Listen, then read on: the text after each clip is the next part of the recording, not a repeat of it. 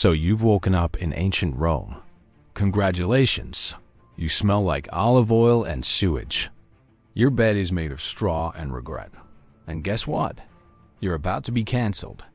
This is your official guide to getting absolutely annihilated by Roman society. Let's begin. Insult Jeff Bezos today, and your Amazon package arrives late. Insult Emperor Domitian? Your head arrives before the package. In 2025, you get canceled. In 25 AD, you got disemboweled by a guy named Brutus, who sharpened his knives to the sound of your screams. So, you're in a Roman tavern. You've had 3 cups of watered-down wine. You're feeling bold. Someone at the table says, "Hey, what do you think of Emperor Domitian?" Warning, this is a trap. If you say anything less than, "He's basically a god," you're done. Domitian, like many emperors, had the emotional stability of a chihuahua on meth. Speak out against the emperor, even jokingly, and you could be charged with maiestas, a fun little law that made disrespect equals treason. What counts as disrespect? A senator once got executed because a comedian made fun of the emperor in front of him, and he laughed. Laughing was treason. You'd think emperors wanted loyalty. What they really wanted was worship. Caligula made people bow to his statue. Nero sang on stage and forced senators to clap like he was Beyoncé. Not clapping? Cancelled. So if you're thinking of live tweeting some spicy takes on Augustus's haircut, don't. Just smile. Clap. Praise the divine wisdom of a man who thinks he's descended from Venus. Because in ancient Rome, the only safe opinion is the emperor's. Today, we argue about religious tolerance. But Rome just built a lion pit. They didn't debate your beliefs. They just fed you to animals that hadn't eaten in days. So in a way, they were open-minded. Just not for long. Monotheism wasn't just unpopular. It was illegal. Like bringing Pepsi into a Coca-Cola board meeting and saying, "This one's better." Imagine this. You're in the Roman Forum. You walk past a temple. Someone says, "Have you offered a sacrifice to Jupiter today?" And you, fresh from the 21st century, say something like, "No, but I'm more spiritual than religious." Congratulations. You've just publicly admitted to heresy, atheism, or even worse, being a monotheist. Rome loved gods. Not just one. Not just a dozen. Hundreds. There was a god for doors. A god for keys. A god for mildew. Worship wasn't optional. It was national policy. Religion wasn't just religion. It was your civic duty, like jury duty, but with more blood and fewer snacks. Even worse, worshiping a god that wasn't approved by the Senate. That's how you get labeled as part of a cult. And in Rome, cult didn't mean yoga retreat and bad coffee. It meant surveillance, arrest, and sometimes being sewn into a sack with a dog and thrown into a river. Yes, that was a real punishment. See, for the Romans, foreign religions were fine until they got popular. The cult of Isis? Tolerated, then banned, then tolerated again, then blamed for earthquakes. Early Christians? At first, they were just weirdos refusing the sacrifice to Jupiter. Then Nero blamed them for burning half the city. And suddenly, they were human torches at dinner parties. You could literally be executed for not praying correctly. You could also be canceled for praying too much. Ever heard of Sibylline books? Rome had these ancient cryptic prophecy scrolls, consulted only during crises. If you misquoted them, there was state-level misinformation. Spreading bad vibes was treason adjacent. Let's say you're a chill person. Don't like conflict.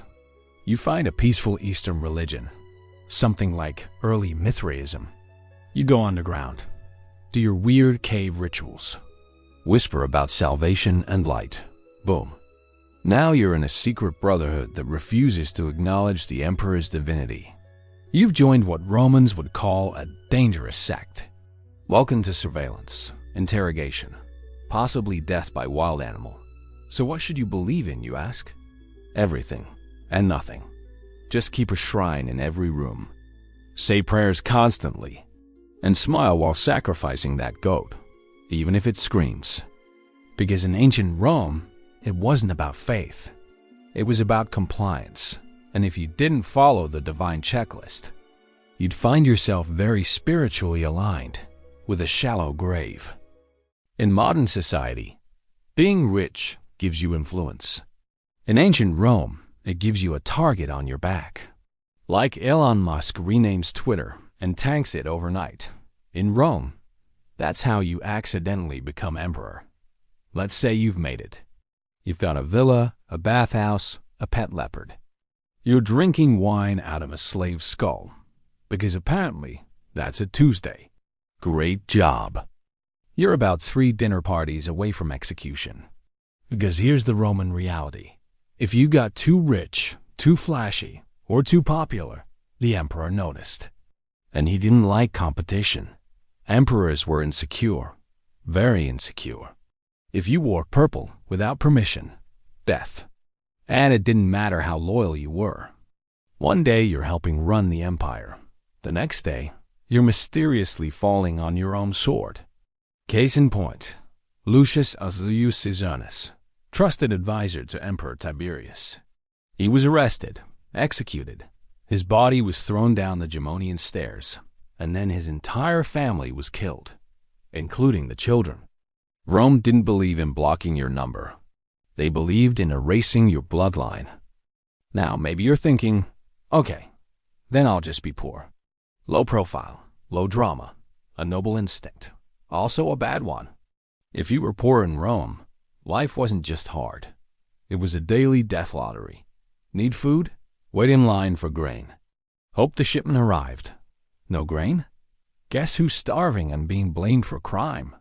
You're basically scenery. Disposable. Not even important enough to cancel.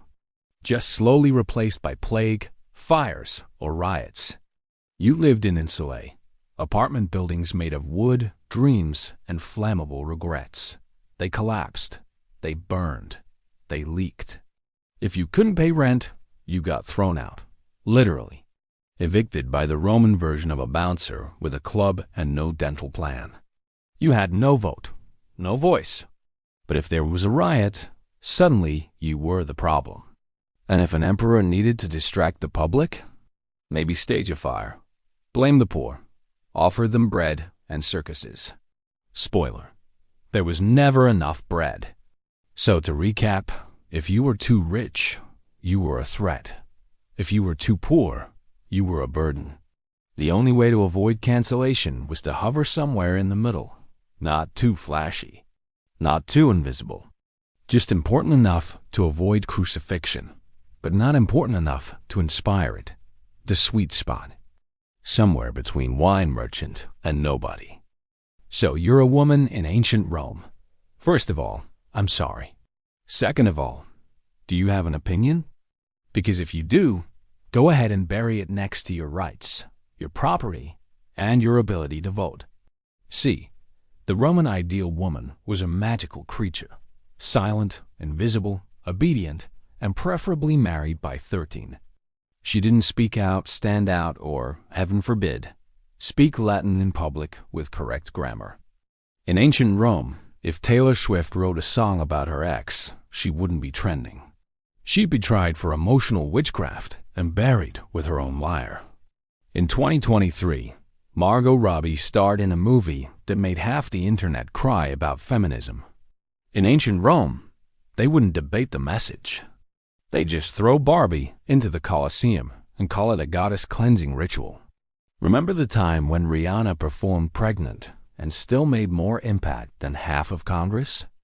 In ancient Rome, she'd be accused of sorcery, goddess impersonation, or just showing too much ankle during a sacrifice. Back then, women didn't need to go viral to get canceled. Just speaking too loudly, too smartly, or too often was enough to earn a one-way trip to the afterlife.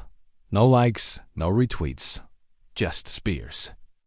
Now, technically, Roman women could own property, but only if they weren't under the legal control of a man, which was a bit like saying you can go swimming, but only if you're not surrounded by water.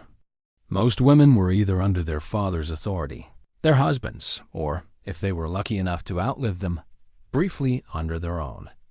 That window of freedom lasted roughly as long as a Roman bath sponge. But let's say you're bold. You start reading. You start talking. You start hosting intellectual salons and inviting poets and philosophers to your villa. Congratulations. You're now a threat to Roman society, which viewed intelligent women the same way. Modern Reddit threads view female game developers with fear, suspicion, and deeply insecure rage. Take Fulvia, for example. She was married to Mark Antony and got involved in politics during the Civil Wars. Historians called her ambitious, manlike, and dangerous, which is ancient historian code for she did things women aren't supposed to do, and we felt weird about it. Or look at Agrippina the Younger, the mother of Nero. She was brilliant, politically savvy, and tried to rule through her son. What did she get for her efforts? A public smear campaign, exile, and eventually, murder by her own son. Fun fact, he tried to kill her by collapsing a ceiling on her. When that failed, he sank her boat. She swam to shore, so he just sent a guy to stab her. Because in Rome, having an opinion as a woman was dangerous. But surviving an assassination attempt by your son, that was just embarrassing. If you wrote a book, people assumed a man must have ghostwritten it. If you gave a speech, it was unwomanly. If you ran a business, you were a harlot. Basically, if you did anything other than weave, cry, or give birth, society would collectively clutch its pearls, which, ironically, you weren't allowed to buy without your husband's permission. And heaven help you if you were funny. Roman comedy was already offensive, but a woman making jokes? That was unthinkable. Humor was a weapon, and Roman men didn't like women with swords. Now imagine being a woman who's not from the upper class. You're born poor, sold into slavery, or married off to a 42-year-old sandal merchant when you're barely through puberty. Your job is to clean, serve, and, if you're real lucky, die in childbirth rather than live long enough to see your 8th kid sold for debt repayment. If you tried to run away, that wasn't just illegal. It was punishable by whipping, branding, or being crucified in the street like a cautionary tale with feet. And let leaned out an legal genius of tutela mulierum, a system where women needed a male guardian to do literally anything of significance. Want to write a will? Ask a man. Want to open a wine shop? Ask a man. Want to breathe near the Senate? Ask a man, then leave. Rome didn't cancel women with opinions. Rome pre-canceled them at birth. In the Roman moral universe, a good woman was like a solid piece of furniture, sturdy, quiet, doesn't move unless asked. And if you dared to rise above that, if you showed wit, courage, or ambition, society would come at you harder than a gladiator on commission. So yes, in 21st century terms, if you were a feminist in ancient Rome, your reward was not a TED Talk. It was poison. And if the poison didn't work, they'd just accuse you of sorcery and beat you to death in the forum. Because nothing terrified the Roman elite quite like a woman with ideas. Except maybe taxes. Let's say you're funny. Not just funny, but like Kevin Hart at the Oscars funny. Or Ricky Gervais roasting billionaires funny. You're killing it in the ancient taverns. Jokes about senators, impressions of the emperor's voice. Maybe even a hot take on Neptune's beard oil. And the crowd? Losing it? Drunk, clapping. Someone just spat wine out their nose. Congratulations. You're about to be canceled harder than Louis C.K. at a feminist rally. Because in ancient Rome, making people laugh was dangerous. Especially if the wrong person laughed. See, Rome had comedians. Think, part court jester, part gladiator, part open mic, but with swords. Their job? Mock the common people. Punch down. Entertain rich guys between wine courses and war crimes. But the moment they punched up, that's when the problems started. A comedian once joked that Emperor Nero sang worse than a dying goat. He didn't get booed. He got beheaded. Another mocked Caligula's habit of dressing as Venus and asking his guards if he was pretty. The man was crucified upside down. You know how Dave Chappelle complains that people are too sensitive now? In ancient Rome, the cancel culture didn't just tweet at you. It fed you to lions. And it wasn't just what you said, it was who heard it. If a senator laughed at your set, you were safe. But if the senator's enemy reported that laughed to the emperor, now you're part of a conspiracy. You could get accused of maestas, treason by comedy. That's right. In Rome, a good punchline could legally count as an assassination attempt. Imagine then, why did the centurion cross the road? To flee the moral decay of the Republic, execution. There was no Netflix special, just a very special public flogging. And you couldn't just play it safe either. Comedy in Rome was a damned if you do situation. Be too edgy? Dead? Be too tame? Replaced. Be too popular? Jealous rivals accuse you of witchcraft. If Trevor Noah had lived in ancient Rome, the first time he did an impression of Augustus, he'd be silenced faster than the Senate during a dictatorship. Even satire was a minefield.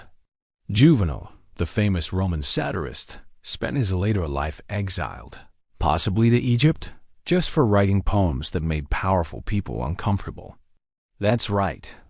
In Rome, they sent you to a desert for writing mean tweets in Latin. And let's talk audience. Roman crowds were brutal. There were no polite chuckles. If they didn't like your set, they'd boo, throw rotten food, or attack you on stage. A woman telling jokes was immediately labeled a prostitute, a witch, or a public disgrace.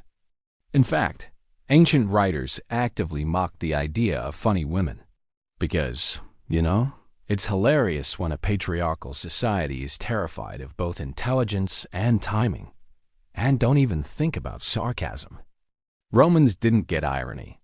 You might say, oh yes, the emperor is totally divine. I mean, have you seen how he juggles? The guards won't laugh. They'll drag you out by your ankles, and you'll never be seen again. So yeah, if you're thinking of building your comedy career in ancient Rome, just remember, in the empire that invented vomitoriums, gladiator deaths, and public toilets with shared sponges, the most offensive thing you could do was make people think while they laughed. Because Rome didn't kill comedians for being offensive. Rome killed comedians for being right. You've seen the corruption. You've had enough. You want to make a difference. You're tired of watching emperors torch the treasury for horse palaces. Tired of corrupt senators selling grain and gods like NFTs. Tired of slavery, war, lead poisoning, and that one guy who still thinks Julius Caesar was misunderstood. So you stand up, you speak out. You raise a fist and shout, Rome must change. Big mistake. In ancient Rome, trying to be a hero was like trying to win America's Got Talent with a monologue about tax fraud. It wasn't inspiring. It was suspicious. The system wasn't broken. The system was designed to break you. Look at Spartacus, trained gladiator, revolutionary leader, raised an army of 70,000 enslaved people, fought Rome for 2 years. The result? Defeated, killed. 6,000 of his followers crucified along the Appian Way, like Yelp reviews made of human misery. Or take Gracchus, the OG political reformer, wanted land reform, equality, less corruption, but got killed. And when people protested, Rome's response wasn't a Twitter thread. It was arrest, execution, collective amnesia. Try to start a movement? Rome would rewrite your legacy faster than a celebrity's PR team after a leaked video. Maybe you were trying to be a freedom fighter.